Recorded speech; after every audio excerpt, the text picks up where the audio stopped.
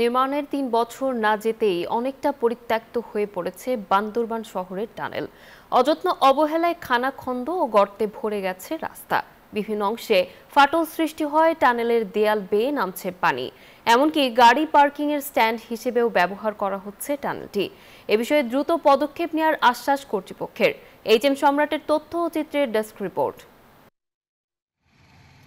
যানজট নিরসন, সৌন্দর্য বৃদ্ধি ও সড়কে শৃঙ্খলা ফেরাতে বান্দরবান শহরের প্রবেশ মুখে ২০২৩ সালে নির্মাণ করা হয় ৫০০ ফুট দীর্ঘ ও ২৮ ফুট প্রশস্ত টানেল। দুই পাহাড়ের বুক চিরে দৃষ্টিনন্দন টানেলটি নির্মাণের ফলে পুরাতন বাস টার্মিনাল থেকে নতুন বাস টার্মিনালের দূরত্ব কমে প্রায় ২ কিলোমিটার।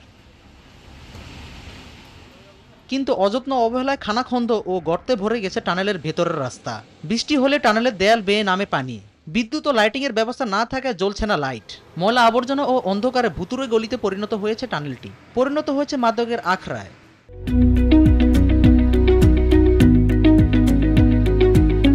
টানেলের ভিতরে যে ময়লা আবর্জনা হয়ে গেছে, পানি পড়তেছে, কিন্তু এখানে যে কোনো সময় বিপদ দুর্ঘটনা করতে পারে। ২৪টা ঘন্টা যে টানেলের ভিতরে যে থাকে যে কি ওই যে যানবাহন, তো এটা তো যানবাহনের পার্কিং এর জায়গা না। পাহাড় থেকে পানি আসে, যে কলের মতো পানি আসে আসলে জিনিসটা মনে করেন এখন ১-২ বছরও নয় এই অবস্থা। এটার ভিতরে যাওয়া যায় না, আবার বাতিও নাই। পকেটটা খোলা ভান, এখানে ডিস্টার্ব করা, যদি এখানে যদি লেট দেওয়া হয় একটু ভালো হতো। টানেলটি সংস্কার ও মেরামতে দ্রুত পদক্ষেপ নেওয়ার কথা জানিয়েছে কর্তৃপক্ষ।